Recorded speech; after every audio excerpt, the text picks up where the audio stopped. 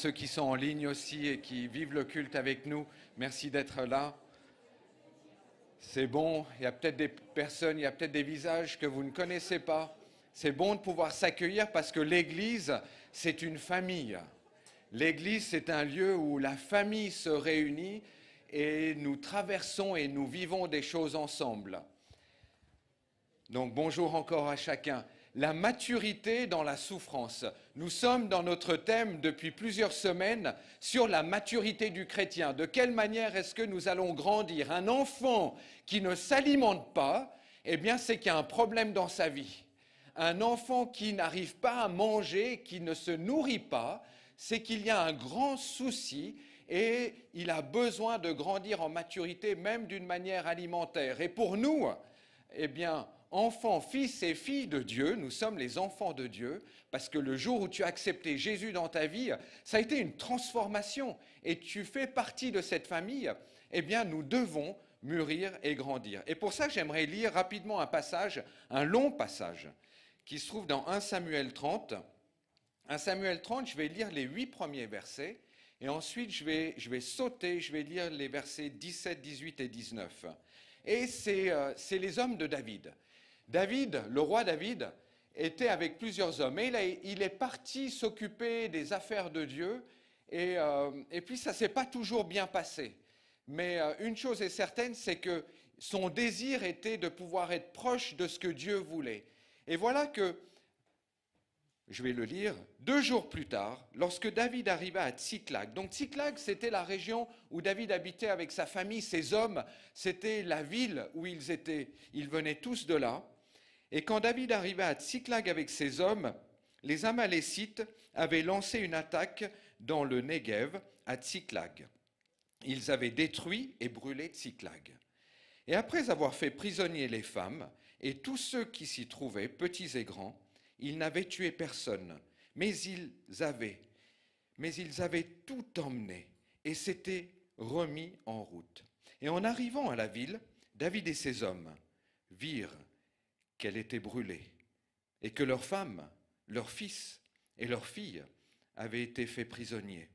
Alors David et la troupe qui l'accompagnait se mirent à pleurer tout haut jusqu'à ce qu'ils n'aient plus la force de pleurer. Les 2 femmes de David, qui s'appellent Achinan et Gisrel, et puis aussi Abigail, qui vient de Carmel, la femme de Nabal, avaient été emmenées. David fut dans une grande angoisse, car la troupe parlait maintenant de le lapider. Tous éprouvaient en effet de l'amertume, chacun à cause de ses fils et de ses filles. Mais David reprit courage en s'appuyant sur l'Éternel son Dieu. Il dit au prêtre Abiatar, fils d'Achimélec, « Apporte-moi donc l'éphod. » Abiatar le lui apportera. David consulta l'Éternel en disant, « Dois-je poursuivre cette troupe? Réussirai-je à les rattraper ?» L'Éternel lui répondit, « Poursuis-la, car tu la rattraperas et tu délivreras les prisonniers. » Je saute au verset 17.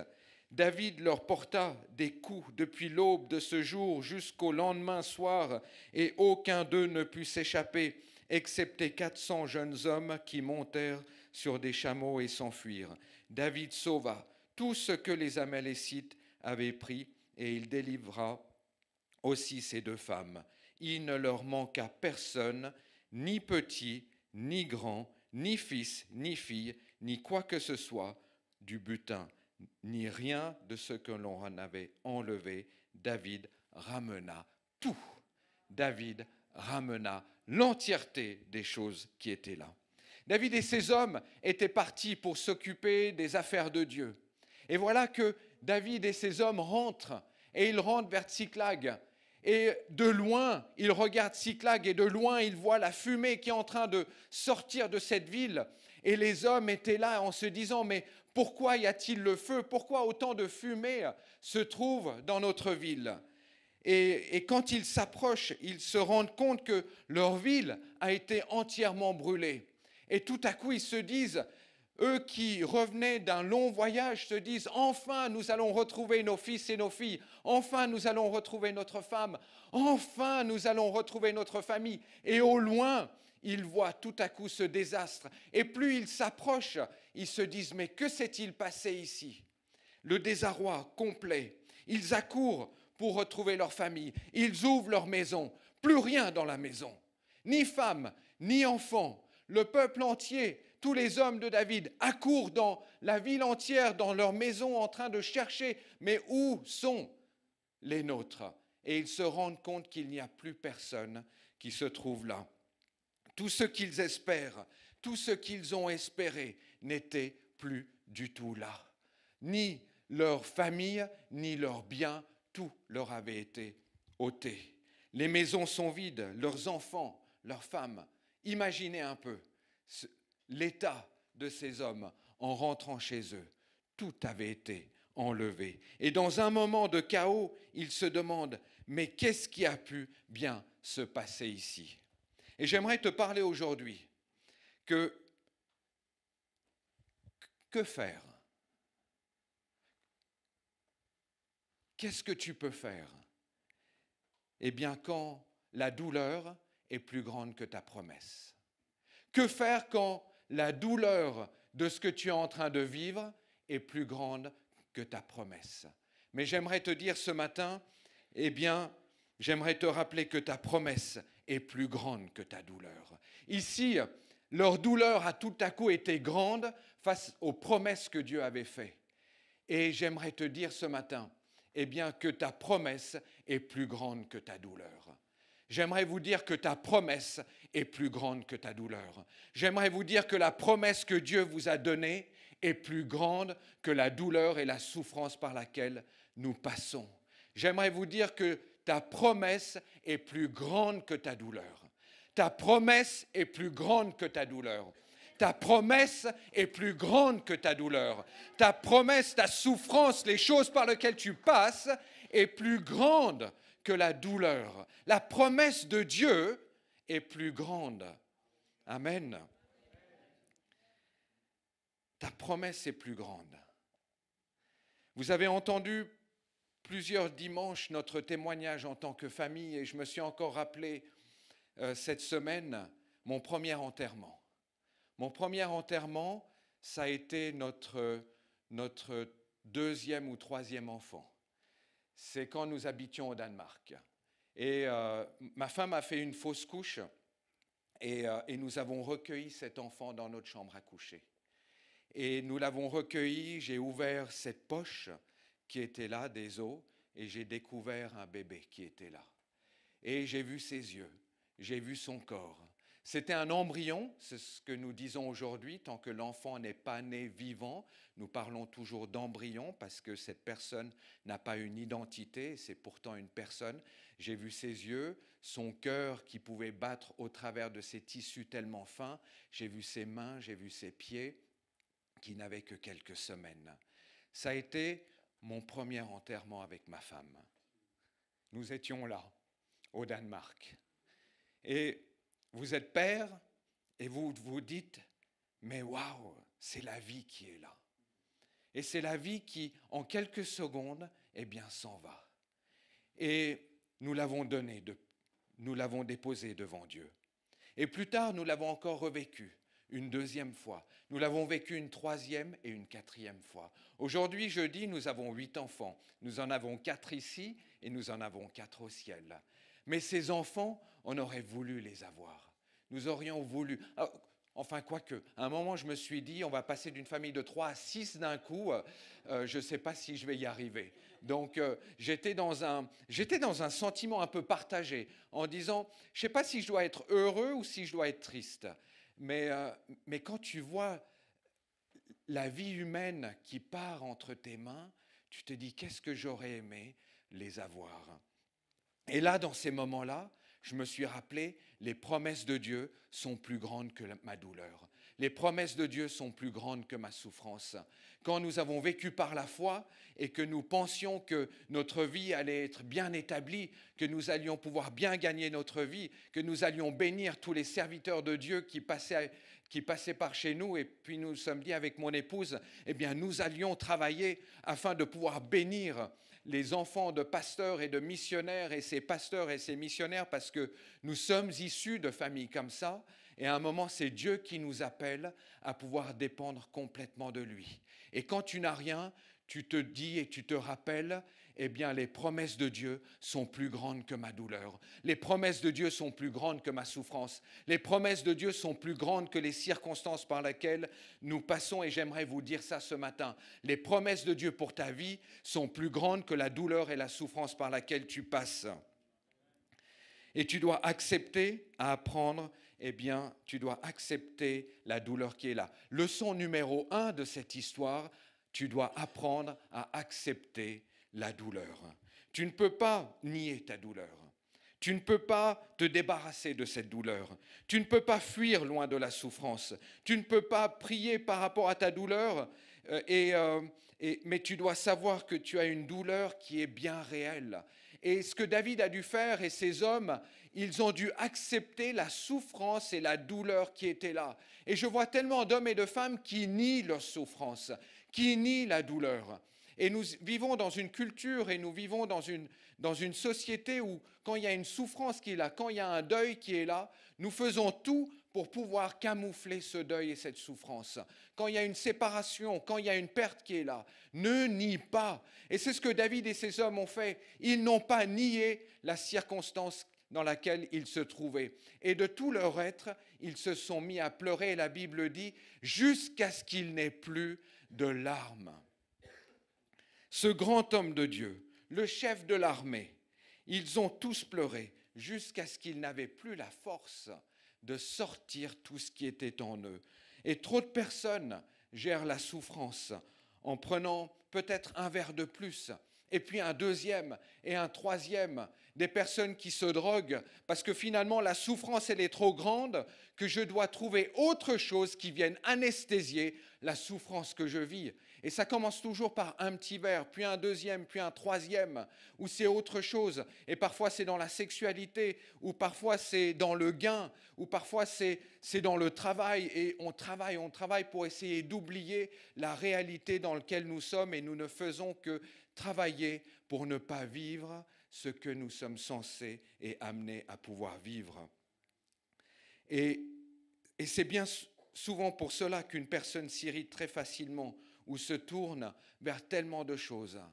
Souvent l'irritation, la colère, quand tu rencontres quelqu'un et puis finalement tu n'as rien fait, puis cette personne, tu es juste la bonne personne au bon endroit pour que la personne puisse se décharger. Et elle se met en colère contre toi alors que tu n'as rien fait.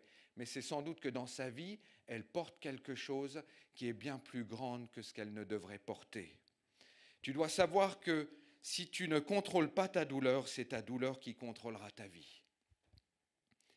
Soit tu dois apprendre à gérer ta souffrance, ou bien c'est la souffrance qui gérera le cours de ta vie.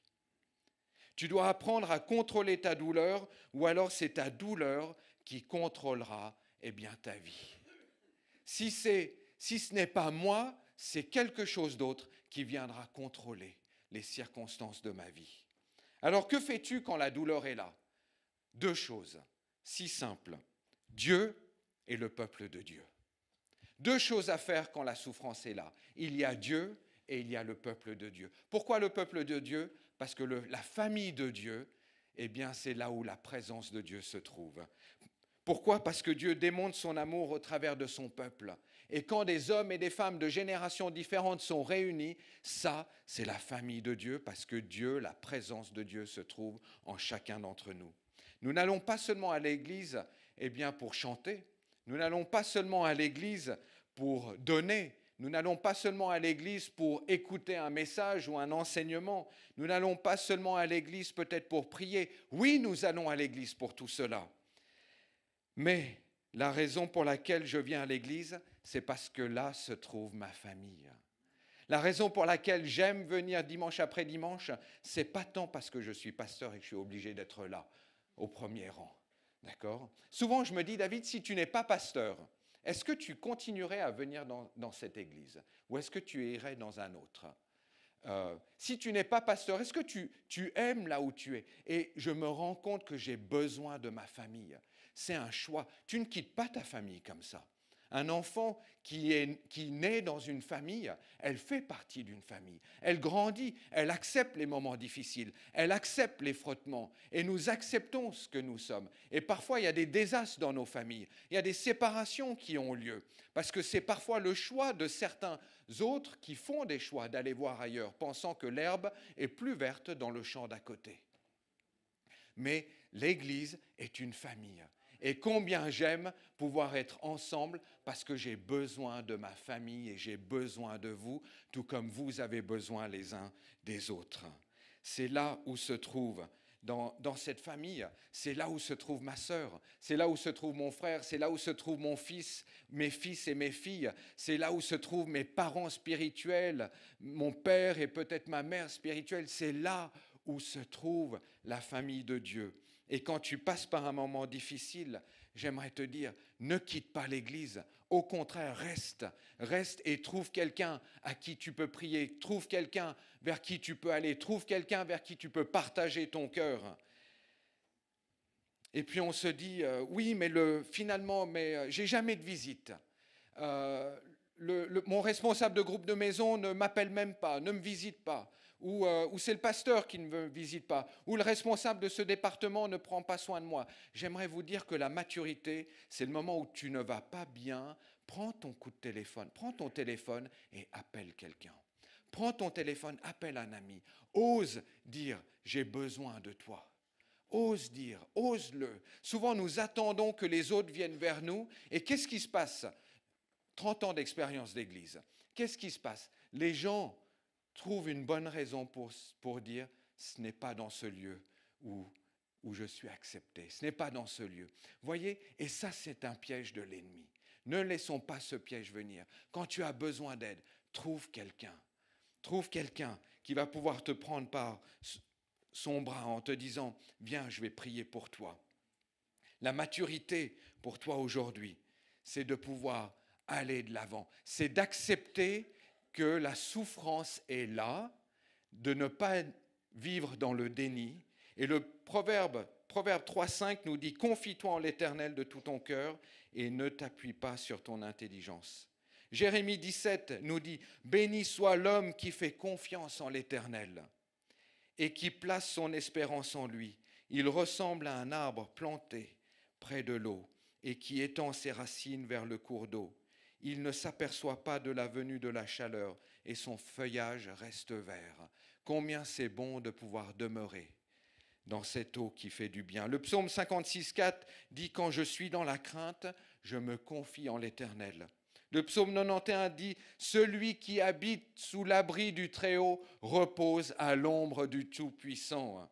Je dis à l'Éternel, tu es mon refuge, mon Dieu en qui je me confie. Il y a un Dieu et il y a les amis de Dieu, c'est ce que nous appelons la famille de Dieu.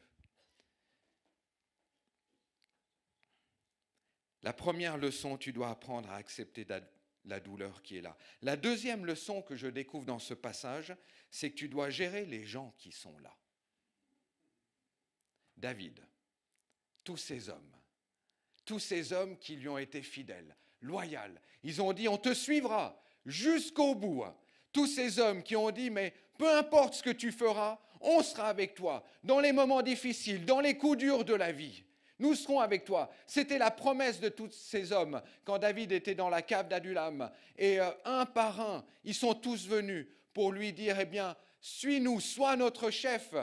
Et puis voilà qu'il se trouve là. Verset 6, David était dans une grande détresse car tous voulaient le lapider. Génial, génial les amis de David. Magnifiques les hommes de David qui étaient là, qui juste avant avaient promis qu'ils seraient avec lui dans toutes les circonstances de la vie. Et ils arrivent, ils rentrent chez eux, leurs familles ne sont plus là. Un jour, ils sont heureux de le suivre et le jour suivant, ils veulent le lapider. Voyez combien les relations peuvent être si fragiles. Un jour, tu es à côté de ton responsable, le jour d'après, tu n'es plus avec lui. Un jour, tu aimes ton boss au travail, le jour d'après, tu le détestes. Un jour, tu aimes ton responsable de groupe de maison parce qu'il est bon, parce qu'il est dans l'écoute, et juste parce que lui passe par quelque chose, eh bien, tu te dis, mais je ne peux même pas compter sur lui. J'aimerais vous dire que lorsque tu passes par un temps difficile, les leaders passent aussi par un temps difficile. La famille de David lui a été enlevée. Les fils et les filles de David, les 2 femmes de David lui a été enlevées. Quand toi-même tu passes par un temps difficile, sache que tes leaders passent aussi par un temps difficile. Combien de fois ton pasteur, ton responsable de groupe de maison, ou ton père ou ta mère spirituelle, eh bien, se lève pour prêcher la parole de Dieu. Combien de fois vous avez vu des hommes de Dieu sur cette estrade, en train de prêcher, en train d'encourager, en train de donner de la foi, en train de donner de l'espérance, en train de prêcher sur la joie de l'Éternel est ma force. Et combien de fois ces personnes sont passées par des moments de grande détresse de Dieu. Combien de fois les hommes et les femmes qui sont venus apporter cette parole, eh bien, ont aussi vécu des souffrances dans leur vie. Combien de fois je me suis trouvé peut-être devant vous à vous annoncer l'espérance et la confiance en Dieu que nous avions perdu ces enfants. Combien de fois vous m'avez entendu, moi aussi, je prends mon exemple parce que je suis là, pour ne viser personne, je pourrais prendre chaque responsable de groupe de maison dans l'Église qui sont passés aussi par leur moment de grande détresse. Mais combien de fois, en tant que leader, nous nous sommes trouvés là, devant vous, en train de proclamer la joie, en train de dire « Sois heureux, sois confiant, aie confiance en l'Éternel, n'abandonne pas, continue la course qui est là. » Relève-toi, relève ta tête. Et vous dites, mais de quoi il parle? Il ne sait même pas par quoi je suis passé. Combien de fois nous avons prêché cela alors qu'un homme a essayé de détruire entièrement la vie de notre famille? Quelle détresse quand je repense à tout ce que nous avons vécu, alors qu'un homme qui aujourd'hui est décédé a essayé de nous dérober entièrement, a essayé de nous mettre en prison en tant que famille. Combien de fois nous nous sommes retrouvés là. Et j'étais en train de penser à cette histoire de David et tout à coup je voyais le film de ma vie et je me voyais ici durant ces 18 ans où je suis là et chaque fois où j'étais à encourager l'Église parce que je suis un passionné de l'Église et je me suis dit « Waouh !» Combien de fois nous avons perdu tellement de choses en tant que famille. Mais à chaque fois, nous avons été là pour dire c'est possible de pouvoir aller de l'avant, c'est possible de traverser, c'est possible de pouvoir traverser, d'escalader les montagnes, c'est possible d'entraver cette tempête, c'est possible de pouvoir relever la tête quand rien ne va. Et je sais que certains passent aussi par des moments qui sont compliqués. Mais la maturité est de comprendre Romains 8, 17. Romains 8, 17, « Or si nous sommes enfants, nous sommes aussi héritiers, héritiers de Dieu et co-héritiers de Christ. Si toutefois nous souffrons avec lui, afin de prendre aussi part à sa gloire. » Alors c'est un verset qui est juste génial.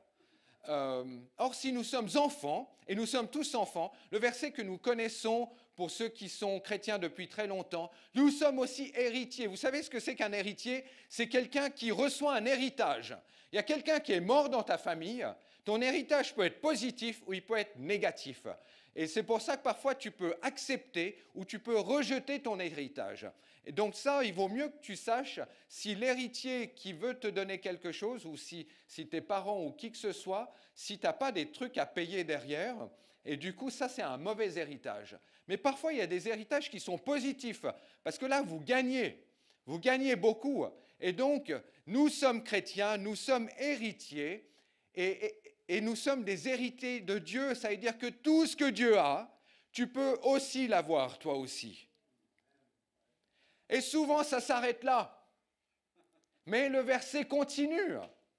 Et c'est ça qui est génial. Si toutefois, nous souffrons avec lui afin de prendre aussi part à sa gloire. Et moi, je me suis dit, Paul, pourquoi tu écris ça? C'est l'apôtre Paul qui écrit. Tu aurais pu t'arrêter à la moitié du verset 17. Mais non, il y a la fin du verset 17. Si toutefois nous souffrons, cet héritage que Dieu nous donne, Eh bien, c'est parce qu'il y a aussi une souffrance du chrétien par laquelle nous passons. C'est une souffrance par laquelle nous ne pourrons jamais éviter de passer par cette souffrance avec lui et de prendre aussi part à sa gloire parce qu'il y a quelque chose de bien plus grand que ce par quoi nous allons passer. Et ce qui est plus grand, eh bien, c'est cet héritage que nous aurons un jour au ciel. Jeudi dernier, nous avions à l'âge d'or un homme qui est venu parler d'Élie Mission. Ils ont 8 hélicoptères répartis dans le monde et ils vont là où des hommes et des femmes ne peuvent pas aller à pied ni en voiture. Et grâce à cette association chrétienne, eh bien, ils amènent des évangélistes, ils amènent de la nourriture, ils amènent des médecins dans des villages, dans des tribus et ils les aident. Et cet homme qui vient donner ce témoignage, responsable de Élie Mission, qui habite en Suisse allemande, eh bien vient et il nous dit, il nous montre la photo de sa famille. Il y avait lui, son épouse, il y avait un magnifique tableau d'une jeune personne et il y avait son fils et sa fille. Et puis il nous dit, voilà mon épouse, voilà ma fille qui a autant d'années, 24 ans, mon fils qui a 26 ans, et voilà notre fille qui devrait avoir 22 ans. Et là, on se dit qu'il devrait avoir 22 ans. Et cet homme dit, oui, il y a 3 ans de ça, eh bien, notre fille était dans une voiture, et à 700 mètres de chez nous, celle qui conduisait la voiture, eh bien, n'a pas vu qu'il y avait un virage. Elle a été tout droit, et la voiture s'est retrouvée sur le toit. Et mon fils, eh bien, qui à l'époque avait peut-être une vingtaine d'années, court vers la voiture et est en train de voir sa sœur sur le point de mourir et cette jeune fille est morte. Et cet homme, jeudi après-midi ici, nous raconte ce témoignage, puis passe assez rapidement dessus. Mais voyez, en tant que père, tout le film que je me fais, tout ce que je peux ressentir. Puis après, nous avons pris le temps de discuter avec lui, les larmes coulaient de ses yeux, et il nous disait à tous, nous ne savons pas pourquoi cet accident est arrivé. Nous ne savons pas, mais une chose est certaine, c'est que cet accident a un but. Peut-être un but dans le village où nous habitons, mais il y a quelque chose, il y a une récompense qui est beaucoup plus grande que ce que nous vivons sur terre. Et j'aimerais te dire que ta promesse est beaucoup plus grande que ton problème. Ta promesse et la promesse de Dieu est beaucoup plus grande que la douleur par laquelle tu peux passer.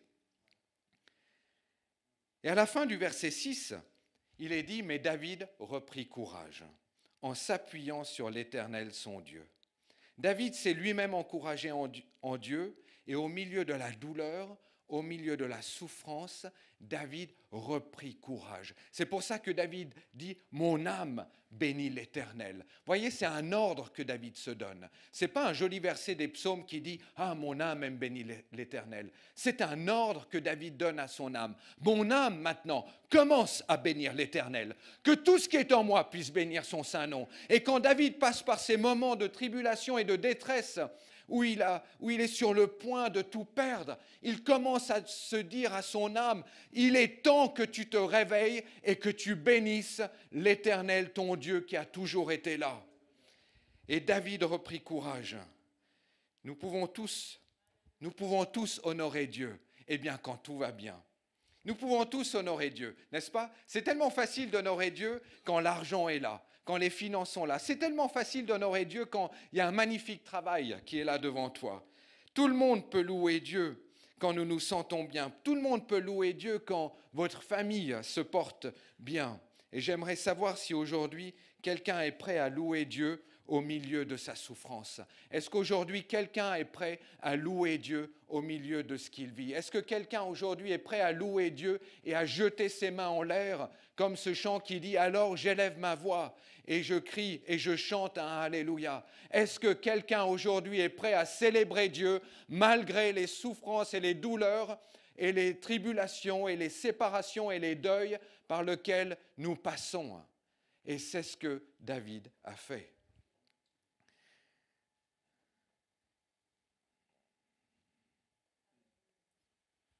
Mes promesses sont plus grandes que ta douleur. Mes promesses sont plus grandes que ta souffrance. mes promesses sont plus grandes que ce par quoi tu es en train de passer. Il est facile de dire merci Seigneur quand la vie est là entre tes mains. Il est facile de dire merci Seigneur quand tout se passe bien. Mais c'est quand ça ne se passe pas. Mais peut-être, mais peux-tu remercier Dieu? Eh bien, quand tu n'as plus ton enfant entre les bras. Peux-tu remercier Dieu quand on a dérobé tes finances? Peux-tu remercier Dieu quand un de tes collègues est venu prendre ton idée alors que tu as géré l'entreprise avec lui et il a pris ton idée, puis il est parti? Est-ce que tu peux quand même continuer à remercier Dieu? Est-ce que tu peux continuer à remercier Dieu quand le divorce frappe à ta porte? Est-ce que tu peux commencer à continuer à élever le nom de Dieu et à proclamer ses promesses quand la maladie vient et touche ton corps physique? Est-ce que tu peux continuer à célébrer et à remercier Dieu? Eh bien, quand le combat est là, quand tu es dans la dépendance, continue, lève-toi à louer Dieu. Premièrement, tu dois apprendre à accepter ta douleur. Deuxièmement, la deuxième leçon, tu dois gérer les gens qui sont là. Troisièmement, tu dois consulter ton chef. Troisièmement, tu consultes ton boss. Merci. Verset 8, David consulta l'Éternel. La différence entre les vaches et nous, c'est qu'il y a peu de différence. Mis à part que leur intestin est beaucoup plus long et grand que le nôtre. Mais en fait, il y a un truc en commun. Vous savez ce que c'est? L'estomac, nous ruminons. Et après, ça va dans l'estomac. Il n'y a pas de différence entre une vache et nous, avec beaucoup de respect, hein. Je suis inclus dedans, d'accord? Au niveau biologique. Nous ruminons. Nous aimons ruminer. Nous ruminons ce qui est là. Quand ça ne va pas, je rumine et je tourne en boucle les choses. Et je parle et je vais trouver des amis et je parle et je dis tout ce qui ne va pas. Je rumine. Et éventuellement, je vais consulter Dieu. Une fois que je n'ai plus la force de ruminer.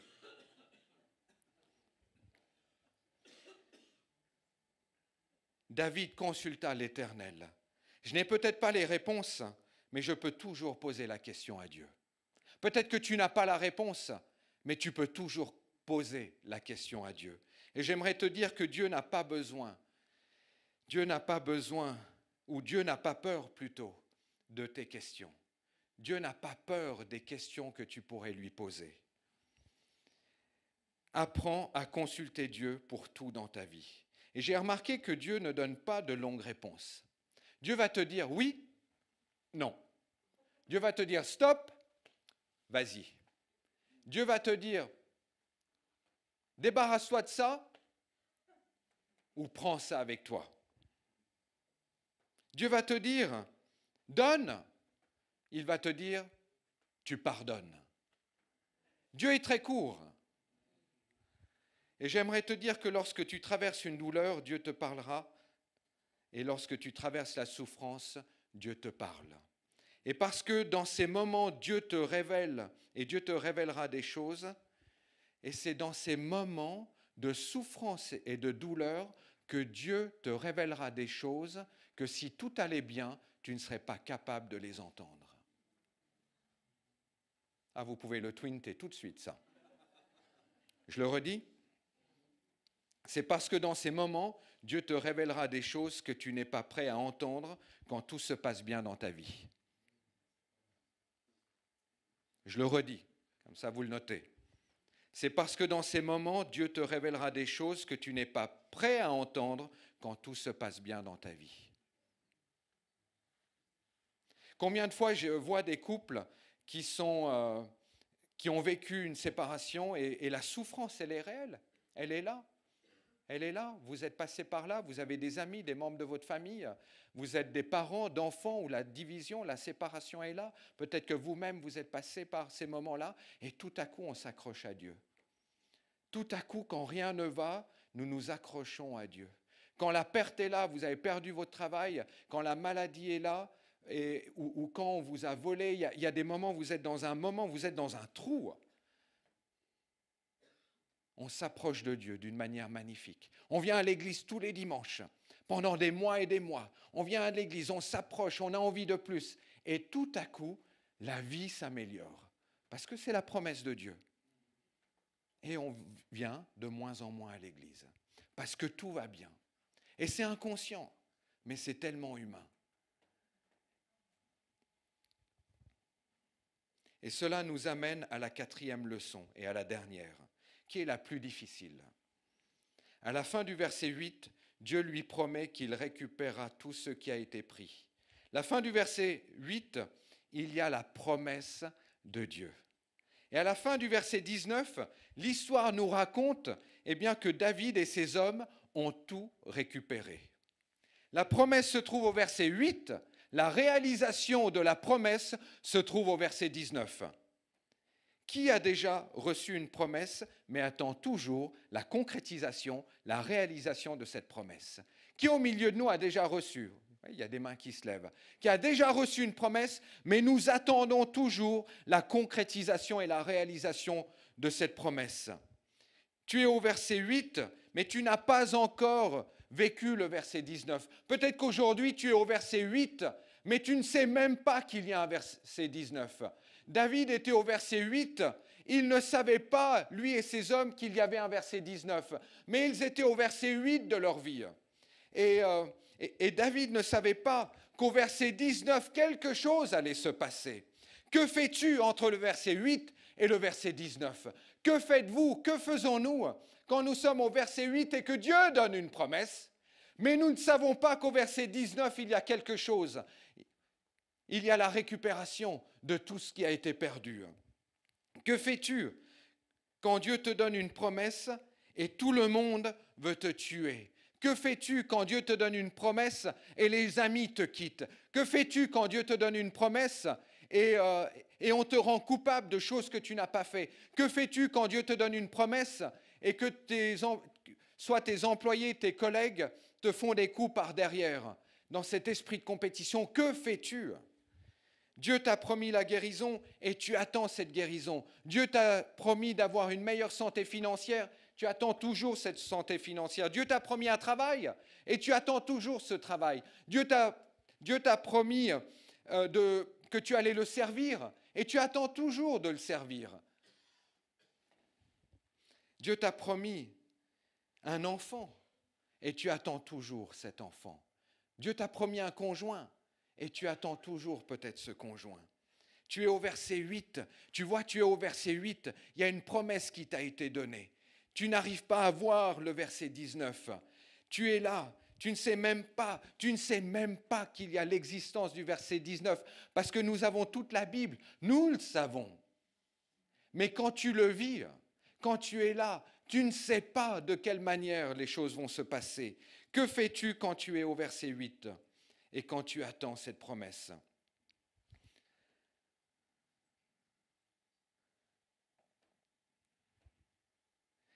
En l'an 2000, avec ma famille, nous étions au verset 8. En l'an 2002, nous étions au verset 8. En l'an 2009, quand l'église a brûlé, nous étions au verset 8, quand cette église a brûlé.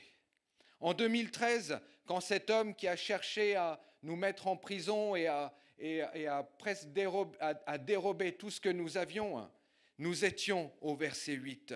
Quand cet homme qui harcelait sa femme, que nous avons protégée en 2013 et même avant, et que mon épouse a tout fait pour protéger cette femme qui était sur le point d'en finir avec sa propre vie, eh bien, elle a été pour la secourir et pour la sauver. Et cet homme qui déjà couchait avec plein de femmes, jour après jour, semaine après semaine, et ce n'était pas qu'une femme, il en avait plein, mais sa femme, finalement, voulait se protéger. Et ma femme a été parce que cette femme voulait en finir avec sa vie, parce que quand tu es dans une relation de codépendance, quand tu es dans une relation de manipulation, quand tu es dans une relation, tu ne vois même plus le danger qui est là. Et cet homme voulait tellement se venger sur nous de ce qu'on a porté secours à cette femme.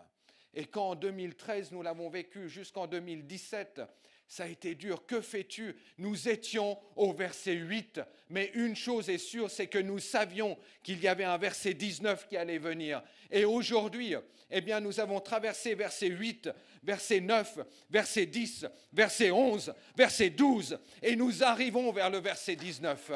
Et je sais que c'est le cas pour plusieurs d'entre vous. Et j'aimerais te dire aujourd'hui, peut-être que tu es entre ce verset 8 et ce verset 19, mais continue et n'abandonne pas.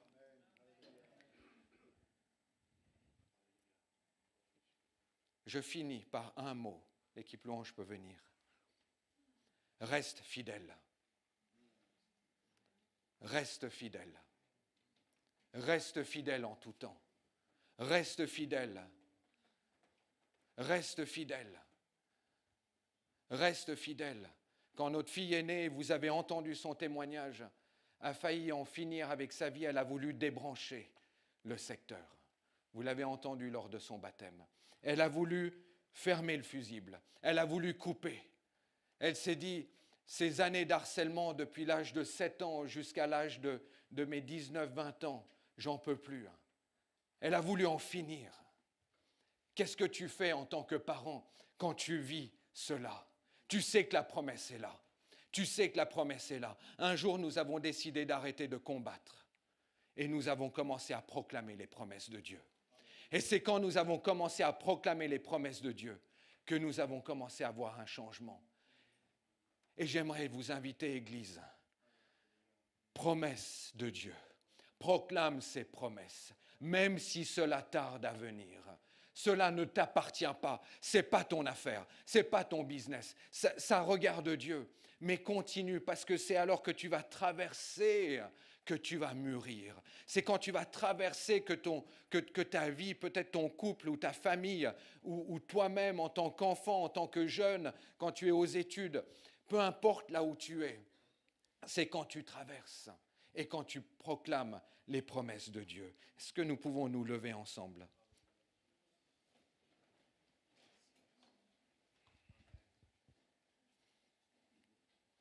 Si tu es là ce matin et tu es au verset 8, et tu ne sais pas encore qu'il y a un verset 19, est-ce que tu peux lever la main ?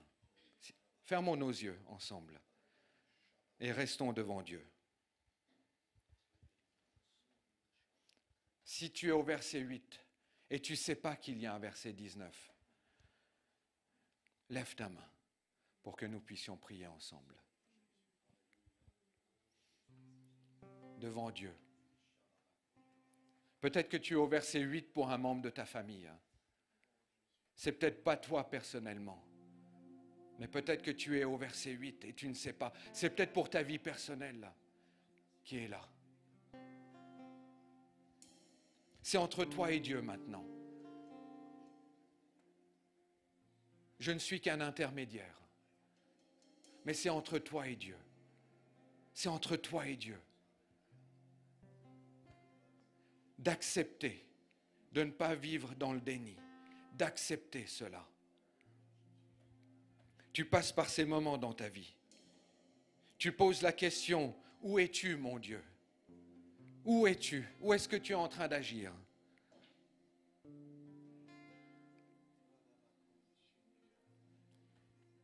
Lève tes mains vers Dieu. J'attends encore des promesses dans ma vie. L'autre jour, je disais à ma femme, mais il y a cette promesse qui a été là. Je l'attends encore. Je l'attends encore pour l'Église. Je l'attends encore pour notre famille. Je l'attends encore pour notre vie personnelle. Alléluia.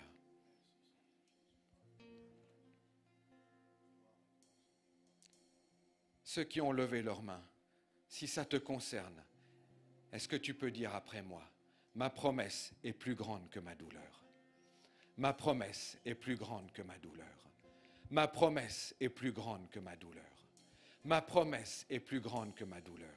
Est-ce que tu peux le confesser à voix haute ? Ma promesse est plus grande que ma douleur. Ma promesse est plus grande que ma douleur. Ma promesse est plus grande que ma douleur. Ma promesse est plus grande que ma douleur. La promesse de Dieu dans ma vie est plus grande que la souffrance par laquelle je passe. Ma promesse est plus grande que ma douleur. Ma promesse est plus grande que ma douleur. Levons nos mains tous ensemble vers Dieu.